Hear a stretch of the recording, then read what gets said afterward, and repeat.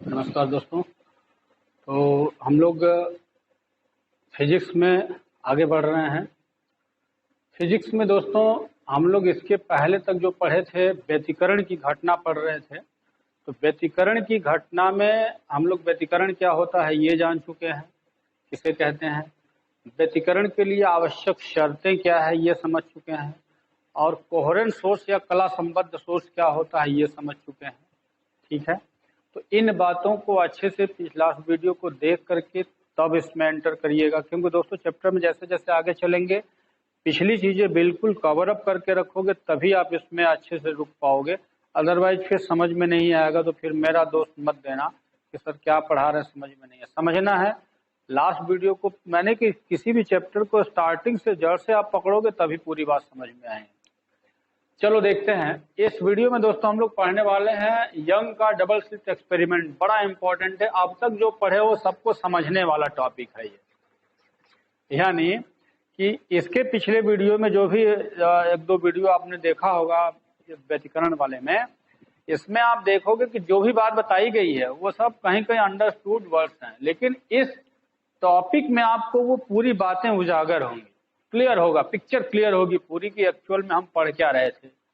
ठीक है ना। तो चलो, यंग ने क्या किया, ये थॉमस यंग एक साइंटिस्ट थे।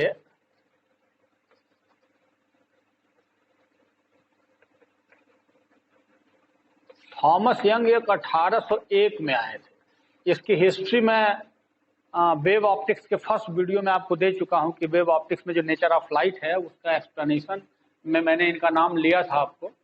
तो 1801 में ये थॉमस यंग साहब आए और इन्होंने ये जो व्यतिकरण की घटना है, प्रकाश तरंगों में व्यतिकरण की घटना को बहुत ही अच्छे से समझाया, एक्सपेरिमेंटली उन्होंने बताया। और देखो कि इस एक्सपेरिमेंट से क्या क्या रहस्य उजागर हुए, क्या क्या सच्चाइयां बाहर आई, किस पे मुहर लगी, वो क्लियर होगा। चलो, इन्होंने किया ये कि आप समझ चुके हो कि व्यतिकरण की घटना होने के लिए जो तरंगे दोनों आनी चाहिए वो एक ही स्रोत से निकली होनी चाहिए। ये पिछले वीडियो में बता चुका हूं व्यतिकरण के लिए आवश्यक शर्त में कि आवृत्ति बराबर होने के लिए एक ही स्रोत से आनी चाहिए। तो यंग ने क्या किया कि इस प्रकार से पहले एक यहां पे पर्दा, एक स्लिट लिया, बहुत ही बारीक छिद्र इसमें है, देखेंगे ध्यान से, यहां पे बहुत ही बारीक होल है यहां पे। ठीक है, और यहां पे मान लीजिए कोई लाइट सोर्स है,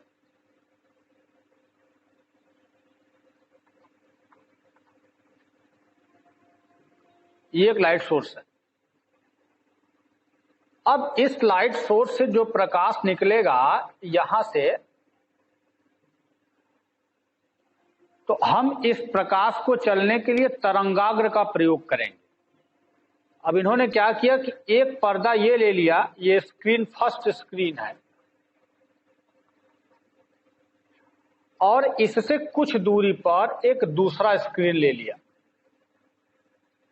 लेकिन शर्त है यहां से कि इसमें जो होल्स हैं ये थोड़ा अलग अलग डिस्टेंस पे होने चाहिए।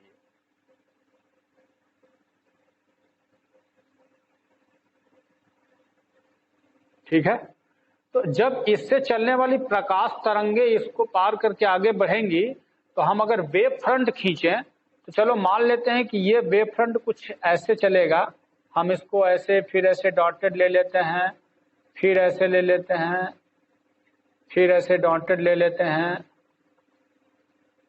और फिर कंटिन्यूअस लाइन ले लेते हैं ऐसे, इस तरह से। ठीक है, तो ये सब जो आप देख रहे हो वेव फ्रंट के थ्रू में लेके जाना, वेव फ्रंट आगे बढ़ रहा है, प्रकाश जो हिंदी में उसको तरंगाग्र बोलते हैं। ठीक है, अब ये इस प्रकार से बढ़ते हुए जब आगे चलेंगी तो अब यही प्रकाश स्रोत से निकलने वाली तरंगे जब यहां पहुंचेंगी तो चलो इसको हम S1 मान लेते हैं और इसको S2 मान लेते हैं। तो इससे भी तो ये प्रकाश तरंगे यहां से निकलेंगी, और यहां से जब निकलेंगी दोस्तों तो याद रखो ये दोनों अलग छिद्र है, तो यही प्रकाश आगे बढ़ने जा रहा है मीडियम में। ठीक है ना। अच्छा, अब हुआ ये कि जब ये तरंगे इन दोनों छिद्र से बाहर निकलेंगे, दोनों स्लिट से बाहर निकलेंगी, तो दो स्रोत से दो तरंगे निकलने लगी, और ये दोनों तरंगे माध्यम में जब आगे बढ़ेंगी तो अध्यारोपण होगा, और अध्यारोपण होगा तो वो अध्यारोपण ही समझना है कि वो है क्या चीज। चलो अच्छा, अब ये सोचो कि ये सोर्स यस था और ये सोर्स यस1 सोर्स यस2 है ये, और ये सेकंड स्क्रीन है, ये भी स्क्रीन है। स्क्रीन मीन्स पर्दा जिसको आप कह सकते हो, ये दूसरा पर्दा है, ऐसे ले लिया गया। अच्छा दोस्तों, अब ये देखोगे कि इन दोनों क्षेत्रों से जो प्रकाश निकलेंगी वो प्रकाश स्रोत तो मूलतः एक ही स्रोत से आ रहा है, तो इनकी आवृत्ति बिल्कुल एक जैसी हो गई, और इसलिए ये कला संबद्ध स्रोत हो गए, कोहेरेंट सोर्सेस हो गए दोनों।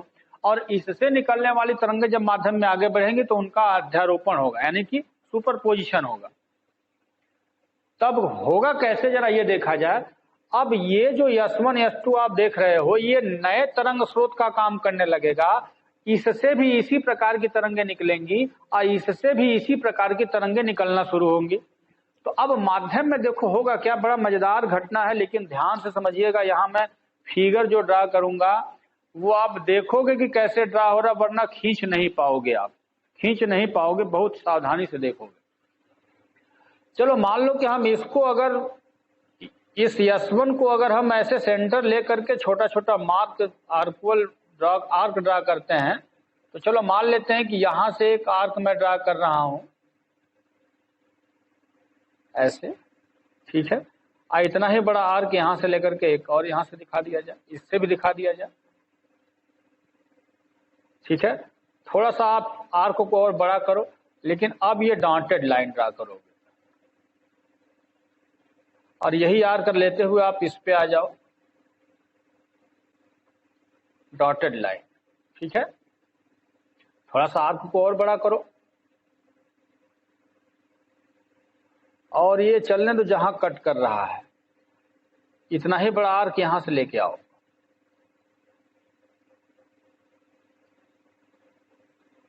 ठीक है। थोड़ा सा और बड़ा करके डॉटेड लेके जाओ,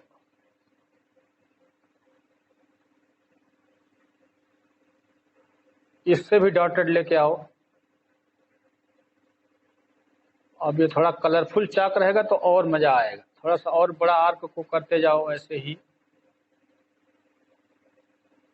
जहां कट कर रहा है करने दो, इतना ही बड़ा आर्क आप यहां से ले लो, थोड़ा और बड़ा करो आर्क को, डॉटेड ये वाला रहेगा, मतलब एक बार डॉटेड और एक बार कॉन्टिन्यूअस लाइन, ठीक है। अब इसी तरह से फिर से अब कॉन्टिन्यूअस लाइन ले लो, ठीक है। यहां से भी कॉन्टिन्यूअस लाइन ले लो,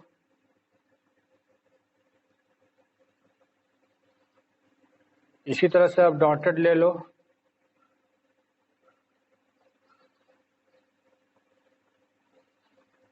यहां से भी डॉटेड ले लो, फिर यहां से डार्क कॉन्टिन्यूअस लाइन ले लो, यहां से भी कॉन्टिन्यूअस लाइन ले लो,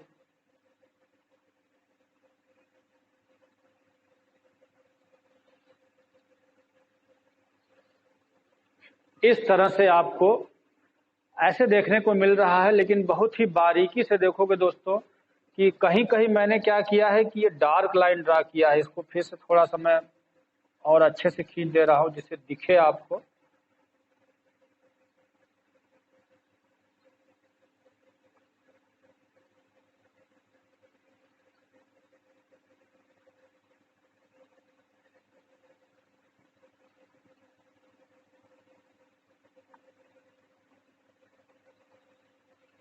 ठीक है, इसी तरह से इसको भी थोड़ा डार्क कर लिया जाए जिससे कि आपको दिखे ये कि डार्क लाइन है, कंटिन्यूअस लाइन इसको हम लोग इंग्लिश में बोलते हैं। इसी तरह से ये भी है।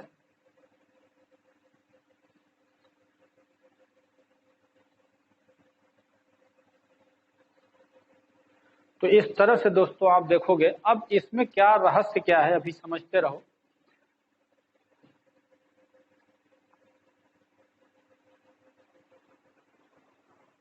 चलो ठीक है। अब होता यह है कि इसके सामने एक पर्दा रखा होता है और एक स्क्रीन होता है यहाँ पे, ये इस टाइप। ये मान लो कि स्क्रीन यल है इस समय, और इस पर्दे पर ही एक्चुअल रिजल्ट हमें देखने को मिलता है जो हमें चाहिए, क्योंकि ये एक दिखने वाली चीज है। प्रकाश में ये घटना देखी जा सकती है, ये प्रैक्टिकल है दोस्तों। लेकिन ये दुर्भाग्य से इंटरमीडिएट में प्रैक्टिकल सेक्शन नहीं है। आप बीएससी वगैरह में जाओगे तो वहाँ इसका प्रैक्टिकल मिलेगा आपको, तो वहाँ इसका नज़ारा थोड़ा अलग टाइप का दिखेगा, मज़ेदार नज़ारा होता है। आप अगर इसको वीडियोज में देखना चाहोगे तो मैं उसका लिंक भेजूंगा, इसका एक दो लिंक भेजूंगा, क्योंकि अच्छे विजुअल पिक्चर्स आपको वो मिले, ठीक है, जिससे समझने में और हेल्प होगी आपको। चलो आ जाओ। अब ये जो स्क्रीन यल आप देख रहे हैं, इसी पर इसका रिजल्ट मिलता है। और ये जो रिजल्ट मिलेगा दोस्तों, अब इस पे ये पर्दा ऐसे होता है, तो ऐसे होने के कारण यहाँ पे फिगर में ड्रा नहीं कर सकता, लेकिन थोड़ा इसके पीछे मैं खींच रहा हूँ। देखो ऐसे क्या होता है। ये एक्चुअल में हमें जो मिलता है इस पर्दे पर जो मिलेगा वो कुछ इस टाइप से, जैसे मान लो यहाँ पे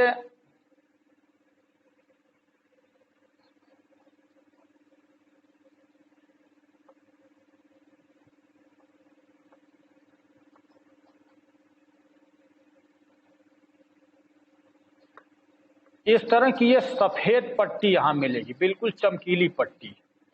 इसके ठीक बराबर डिस्टेंस पे आप बस चलते चले जाओगे, इसी तरह से दूसरी पट्टी फिर मिलेगी, फिर इसी तरह से तीसरी पट्टी मिलेगी, फिर इसी तरह से चौथी पट्टी भी मिलेगी, और इस तरह से नीचे भी ये मिलेगा। ऐसे ये नीचे आपको चलते चले जाना है, जैसे ऊपर वैसे ही नीचे, एकदम एक क्रम से ऊपर नीचे ऐसे ही। अब मैं इतना खींच, ये सब जो दिख रहा है ये सफेद है, ये व्हाइट है, ये सारे व्हाइट है, जितने भी दिख रहे ये व्हाइट कलर है।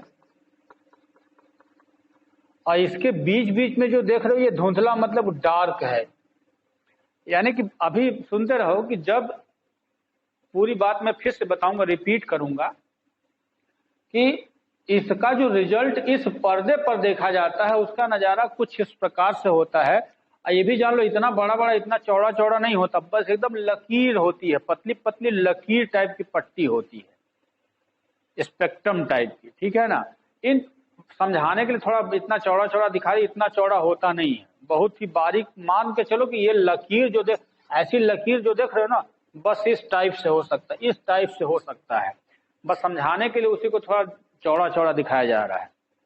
तो इस तरह से हमको दिखता है। और आप जो देख रहे हो ये जो पट्टी है ना, इसी पट्टी को हम बोलते हैं फ्रिंजे या व्यतिकारी फ्रिंजे भी कहा जाता है, इंटरफ्रिंजेज। इंग्लिश में इसको फ्रिंजेज बोलते हैं, ठीक है। जो आप ये चमकीली पट्टी देख रहे हो जहां पे शाइनिंग है, चमकेगा लाइन, उसको हम बोलते हैं कंस्ट्रक्टिव इंटरफेरेंस। वही है कंस्ट्रक्टिव इंटरफेरेंस या ब्राइट फ्रिंजेज इनको बोलते हैं। ये जो आप देख रहे हो ये चमकीली वाली लाइन है, इन सब को हम ब्राइट फ्रिंज कहते हैं, चमकीली पट्टी। ये जो बीच बीच में ये सब डार्क वाली पट्टियां होंगी, ये सब जो, इनको हम डार्क फ्रिंजेस कहते हैं, डार्क फ्रिंज।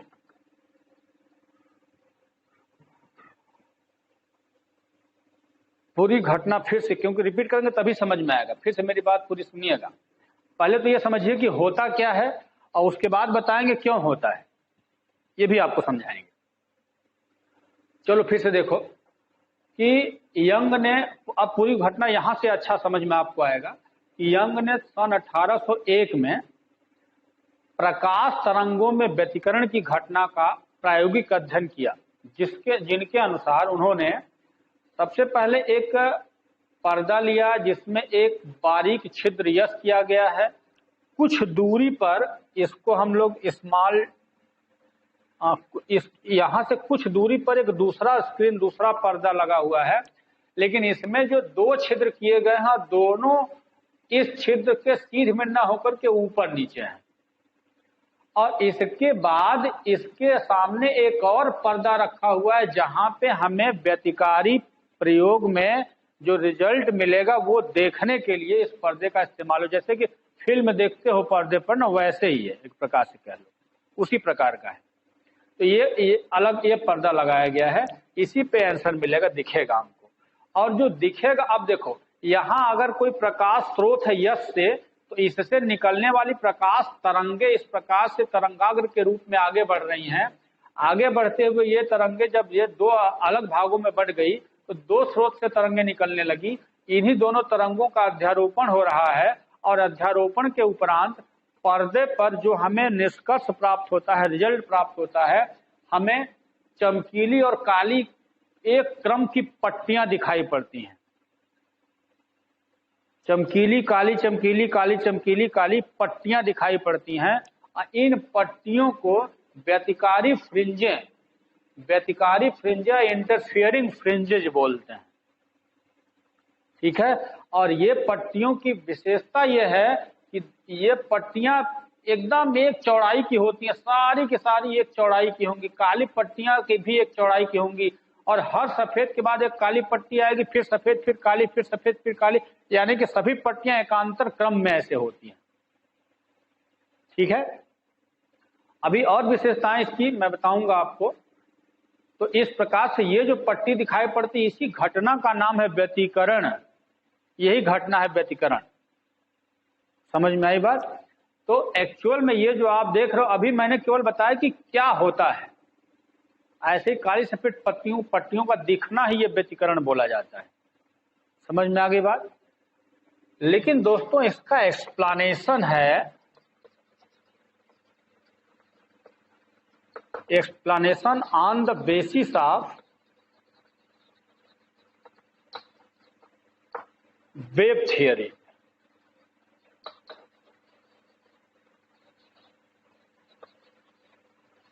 यानी कि जो यंग्स एक्सपेरिमेंट का एक्सप्लेनेशन वेव थियरी के आधार पर होने जा रहा है। वेव थियरी मतलब कि तरंग, इसी प्रयोग के बाद तब ये पता चला कि प्रकाश एक तरंग है। इसी घटना के बाद, इसी प्रयोग के बाद मुहर लगी है, क्योंकि प्रकाश तरंग है क्या है, तब तक एक प्रकार से कल्पना सब चल रहा था, लेकिन यंग ने उस पर मुहर मारा है, सही मुहर। आप देखो ऐसे क्यों। चलो जरा एक्सप्लेनेशन में आप समझो। देखो हाइगेंस का तरंग सिद्धांत आप पढ़ चुके हो उसके पहले। हाइगेंस ने क्या बताया था? हाइगेंस के द्वितीय तरंग का सिद्धांत में जो बातें बताई गई उसको आप अच्छे से कंफर्म करो, ठीक है, वो याद होना चाहिए आपको। तो उसी के अनुसार, हाइगेंस के द्वितीय तरंग सिद्धांत के अनुसार, इस समय ये स्रोत यश से निकलने वाली प्रकाश तरंगे माध्यम में आगे चल रही हैं, जो तरंगाग्र के रूप में आगे बढ़ रही हैं। और आगे बढ़ते हुए इन तरंगाग्र के बीच में अगर दो छिद्र और ले लिए गए ऊपर नीचे, तो ये दोनों छिद्र एक नए तरंग स्रोत का कार्य करने लगेंगे और इन दोनों तरंग स्रोतों से भी उसी प्रकार की तरंगे और उसी चाल से माध्यम में आगे बढ़ने लगती हैं। इसमें दिखाने का तरीका कि जहां पे ये आप जो देख रहे हो, ये हमने डार्क कंटिन्यूअस लाइन लिया हुआ है, ये एक संकेत है। संकेत ये है कि ये तरंग जो है, मान लो इसका आयाम जो है ऊपर साइड में ऐसे है, यानी कि ऊपर रहेगा तो इसको मैंने डार्क लाइन से दिखाया है, और अगर ये नीचे चल जाएगा तब मैंने डॉटेड लाइन से दिखाया है। और आप जानते हो कि तरंग चल रही है तो उसका विस्थापन धनात्मक, ये जो डार्क लाइन है विस्थापन धनात्मक होगा, ये विस्थापन ऋणात्मक है, विस्थापन धनात्मक, विस्थापन ऋणात्मक, विस्थापन धनात्मक, ये संकेत है। जो कंटिन्यूअस डार्क लाइन है वो विस्थापन धनात्मक, यानी कि जो डिस्प्लेसमेंट है वो पॉजिटिव शो करेगा, जहां पे डॉटेड है वो डिस्प्लेसमेंट को नेगेटिव शो करेगा। समझ में आ गई बात? तो इस तरह से जब ये दोनों तरंगों का अध्यारोपण होगा, तो अध्यारोपण होगा तो व्यतिकरण की परिभाषा में कहा गया था ना कि जब अध्यारोपण होता है दोनों तरंगों का, तो परिणामी तरंग की तीव्रता कहीं अधिकतम तो कहीं न्यूनतम होती है। उस बात को अब यहाँ पे मैच कराएंगे। कहा गया था ना कि परिणामी तरंग की तीव्रता कहीं अधिकतम कहीं न्यूनतम होती है। तो इसी घटना का नाम व्यतिकरण है। जहां अधिकतम होगी उसे संपोषी व्यतिकरण या कंस्ट्रक्टिव इंटरफेरेंस कहते हैं, और जहां पे न्यूनतम होगी वहां विनाशी व्यतिकरण या डिस्ट्रक्टिव इंटरफेरेंस कहते हैं। याद करिएगा उसको। अब जरा देखिए इसमें हो क्या रहा है, चलो ध्यान से देखो। आप अगर देखोगे तो ये ऊपर की ओर विस्थापन है, ये नीचे विस्थापन, ऊपर विस्थापन। तो आप देखोगे लाइन जहां जहां कट कर रही, इंटरसेक्टिंग पॉइंट को आप जरा चेक करो, जहां जहां इंटरसेक्शन हो रहा है। अच्छा देखो कि सबसे पहले हम इस बात को यहां से देखते हैं, जो मिडिल पॉइंट है इसके ठीक सामने, इस पॉइंट को आप चेक करो, ध्यान से देखना। इस समय ये दोनों डार्क लाइन कट कर रही हैं, यानी कि इस वाले का भी विस्थापन धनात्मक है, इसका भी विस्थापन धनात्मक है। तो धनात्मक धनात्मक विस्थापन मिल गए, तो यहाँ पे परिणामी तरंग की तीव्रता अधिकतम होगी, और अगर अधिकतम होगी तो इस बिंदु को क्या बोलोगे, समपोषी व्यतिकरण की घटना बोलोगे। समपोषी व्यतिकरण समझ में आएगा, समपोषी व्यतिकरण यानी कि समान कला में जब मिलेंगे तो वहां समपोषी व्यतिकरण कंस्ट्रक्टिव इंटरफेरेंस होगा। इसी प्रकार देखो इसको, इस बिंदु को भी टेस्ट करो, दोनों नेगेटिव है, यानी कि दोनों का दोनों नेगेटिव है, तो दोनों नेगेटिव होगा तब भी यहां पे क्या होगा, ये भी कंस्ट्रक्टिव इंटरफेरेंस है, क्योंकि सेम फेज में एक ही कला में मिल रहा है, दोनों एक ही दिशा में मिल रहे हैं, दोनों ऋणात्मक दिशा में मिल रहे हैं, तो ये भी आप समपोषी व्यतिकरण ही देखोगे, क्योंकि दोनों एक ही दिशा में मिल रहे हैं, तो ये भी समपोषी व्यतिकरण को शो करेगा। इसी तरह से यहां इस बिंदु को टेस्ट करो, ये भी दोनों सेम एक ही दिशा में मिल रहे हैं, ये भी दोनों डॉटेड लाइन, दोनों डार्क लाइन, दोनों डॉटेड, दोनों डार्क। और इस तरह से आप देखोगे तो इसके सामने आप देखोगे, अगर मैं एक लाल डॉटेड लाइन अगर ऐसे ऐसे करता चला जाऊं तो यहाँ पर्दे पर जो दिखाई देगा, यहाँ पे दिखाई देने वाली फ्रिंज का नजारा यहाँ दिखाया गया है, यानी कि इसके ठीक मध्य में देखोगे तो एक चमकीली पट्टी दिखेगी और इसी का नाम ब्राइट फ्रिंज है। और ये व्यतिकरण की घटना में याद रखना कि जो फ्रिंज बनता है मध्य भाग में हमेशा दीप्त फ्रिंज ही दिखाई पड़ता है। ये प्रैक्टिकली सब शो किया गया है कि इसके मध्य बिंदु मध्य भाग पर हमेशा एक चमकीली पट्टी यानी कि दीप्त फ्रिंज ही हमको दिखेगी, यानी कि ब्राइट फ्रिंज ही दिखाई देगा। समझ में आ गया? अच्छा, अब जरा चलो ठीक इसी के ऊपर नीचे कहीं और चलते हैं। अब जरा देखो यहां से, ध्यान से, आपको अगर दिख रहा होगा तो इस बिंदु की ओर आप इशारा देखो ध्यान से। यहां इस बिंदु को अगर देखोगे तो ये एक डार्क लाइन है, इसका डॉट यानी कि ये ऋणात्मक दिशा में जा रहा है, ये धनात्मक दिशा में, तो विपरीत कला में मिल गए। और अगर विपरीत कला में मिले हैं तो ये क्या होगा, ये डिस्ट्रक्टिव इंटरफेरेंस होगा, यानी कि विनाशी व्यतिकरण की घटना है ये। इसी प्रकार से फिर आगे बढ़ो, यहाँ देखो ये डॉटेड है, ये डार्क है, ये भी विनाशी व्यतिकरण है, ये भी विनाशी व्यतिकरण, ये भी विनाशी, ये भी विनाशी, ये भी विनाशी। इस तरह से इसको अगर मैं लेकर के चलूं तो दोस्तों यहाँ जो दिखेगा हमको विनाशी व्यतिकरण की घटना दिखेगी। अब विनाशी व्यतिकरण का मतलब हुआ कि यहाँ पे हमको जो दिखाई देगा ये डार्क फ्रिंज दिखेगा, ये डार्क फ्रिंज है, ये ब्राइट फ्रिंज यहाँ दिखेगा, तो यहाँ पे डार्क दिखाई, काली पट्टी दिखेगी। ये आपको दूरी देखने में लगेगा, क्योंकि बड़े चित्र में आप देख रहे इतना गैप है, इतना गैप नहीं होता, बिल्कुल एकदम चिपका रहेगा। यानी कि ये जो पट्टी बनेगी इस पट्टी की, यानी कि इसको यहाँ पे दिखाया गया, ये दोनों बिल्कुल सटे रहते हैं। अब इस घटना को आप ऊपर भी देखना चाहोगे, देखो अब जैसे मान लो यहां से पकड़ो इसको, है ना, डॉटेड है, डार्क है, ये dotted dark, dotted dark, dotted dark, dotted dark, ऐसे चलोगे तो इसको भी अगर मैं ऐसे देख करके चलूंगा दोस्तों, ऐसे चलते चलते तो आप देखोगे फिर यहाँ पहुंचोगे, ये फिर से डार्क फ्रिंज मिल गया, यानी कि ब्राइट के ऊपर भी डार्क, नीचे भी डार्क। देखिए ये ब्राइट के ऊपर डार्क, नीचे डार्क, है ना। और इसी तरह से फिर आगे बढ़ोगे, अब देखो इसको टेस्ट करो, ये दोनों डॉटेड, दोनों डार्क, दोनों डॉटेड, दोनों डार्क, दोनों डॉटेड, दोनों डार्क, दोनों ऐसे मिलेगा। तो यहाँ पे फिर से उतना ही डिस्टेंस पे आप चले जाओगे तो अब यहाँ पे ब्राइट फ्रिंज देखने को मिलेगा, आप चमकीली पट्टी। और उतना ही देखो यहाँ से भी अगर ले लो, आप ध्यान से देखोगे तो सब बिल्कुल थोड़ा मोड़ा इधर उधर हुआ है मेरे खींचने में, लेकिन आप खींचोगे तो इसको पेंसिल प्रकार का प्रयोग करोगे, समझ में आ रहा है, कंपास, पेंसिल, इरेजर का यूज करके आपको आर्क मारते चले, बिल्कुल क्लियर पिक्चर बनेगी दोस्तों। क्योंकि हाथ से मैंने खींचा है, फिर भी जब बहुत जरा सा भी गड़बड़ होने पे बिल्कुल सिर में नहीं आएगा। तो इस प्रकार से आप लोगों तो यहाँ फिर से आपको ब्राइट फ्रिंज मिल जाएगी। इसी प्रकार से आप यहाँ देखोगे, आप इसको लेके चलोगे, फिर इसके सामने यहाँ डार्क मिलेगा, फिर इसके सामने ऐसे लेके जाओगे तो ऐसे देखोगे फिर से डार्क मिल जाएगा। और इस प्रकार से एकांतर क्रम में bright dark bright dark bright dark पूरे पर्दे पर आपको इस प्रकार की चमकीली और काली पट्टियां दिखाई पड़ेंगी। तो इस प्रकार से हमें वो फ्रिंज पर्दे पर दिखाई पड़ता है। और ये प्रैक्टिकल दोस्तों बिल्कुल एक डार्क रूम में अंधेरे कमरे में किया जाता है, बिल्कुल अंधेरा कमरा रहता है। यहाँ तक कि जो लाइट सोर्स निकलता है ये भी मोनोक्रोमेटिक होता है, एक प्रकार से एक वर्णीय प्रकाश स्रोत होता है। बिल्कुल एक बंद कमरे का एक प्रैक्टिकल है, तभी दिखेगी, वरना ये आपको मत समझो कि इतना बड़ा दिखेगा मजा आएगा, ऐसे नहीं। बहुत ही एक छोटा सा पर्दे पे पूरा देखा जा सकता है। तो इस प्रकार से ये यंग ने तरंग सिद्धांत के आधार पर इसकी पूरी व्याख्या कर दी। लेकिन एक दो पॉइंट इसमें बड़ा मजेदार है जिसके लिए ये मुहर लगा हुआ माना जाता। क्या है इसमें? एक पॉइंट ये देखा गया, अब जरा ये तो मैंने रिजल्ट समझा दिया, कुछ पॉइंट अच्छे अच्छे जरा समझिएगा कि फ्रिंज के बारे में पहले समझ लो कि केंद्रीय भाग में हमेशा दीप्त फ्रिंज ही प्राप्त होता है, पहला पॉइंट। दूसरा पॉइंट, दीप्त तथा अदीप्त फ्रिंज, दीप्त अदीप्त, दीप्त का मतलब ब्राइट होता है, अदीप्त का मतलब डार्क। तो ब्राइट और डार्क फ्रिंज सदैव एकांतर क्रम में ऊपर तथा नीचे एक लगातार फैले रहते हैं।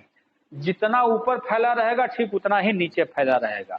तीसरा पॉइंट कि इन फ्रिंज की चौड़ाइयां एक जैसी होती हैं, यानी काले फ्रिंज हो चाहे सफेद फ्रिंज हो, बिल्कुल चौड़ाइयां एक जैसी होती हैं, सभी फ्रिंज की चौड़ाई एक जैसी होती है। उसके बाद तीसरा पॉइंट में सभी दीप्त अथवा अदीप्त फ्रिंजों की जो तीव्रता होती है उसमें कोई अंतर नहीं होता, यानी कि जितना चमकदार ये पट्टी होगा उतना ही चमकदार ये वाला भी होगा, यानी कि इनकी चमक एक जैसी होती। चमक का मतलब वही है तीव्रता, इंटेंसिटी, वो एक जैसी होती सभी फ्रिंजों की। ठीक है, इसके बाद क्या है, नेक्स्ट पॉइंट बढ़ते जाओगे। अब इसमें यह पाया गया कि अगर हम लाल रंग का प्रकाश प्रयोग किए, प्रैक्टिकली देखा गया कि लाल रंग का प्रकाश द्वारा अगर अध्यारोपण कराया गया तो ये फ्रिंज की चौड़ाई ज्यादा पाई गई, और जबकि बैगनी रंग का प्रकाश प्रयोग किया तो फ्रिंज की चौड़ाई कम पाई गई। फ्रिंज की चौड़ाई जो है वो लाल रंग के लिए ज्यादा पाई गई, बैगनी रंग के लिए कम पाई गई। तो आप याद रखोगे विबग्योर का नजारा आप जानते हो, विबग्योर। तो रेड कलर की पट्टी सबसे जो उसका विड्थ होता है, डब्ल्यू विड्थ इसको बोलते हैं, ये ज्यादा होगा, और बैगनी का विड्थ जो है वो कम होगा। यानी कि ऐसे बढ़ते क्रम में विड्थ जो है बढ़ते क्रम में बैगनी से लाल की ओर जाता है। समझ में आया? जैसे कोई क्वेश्चन पुटअप कर दिया कि व्यतिकरण की घटना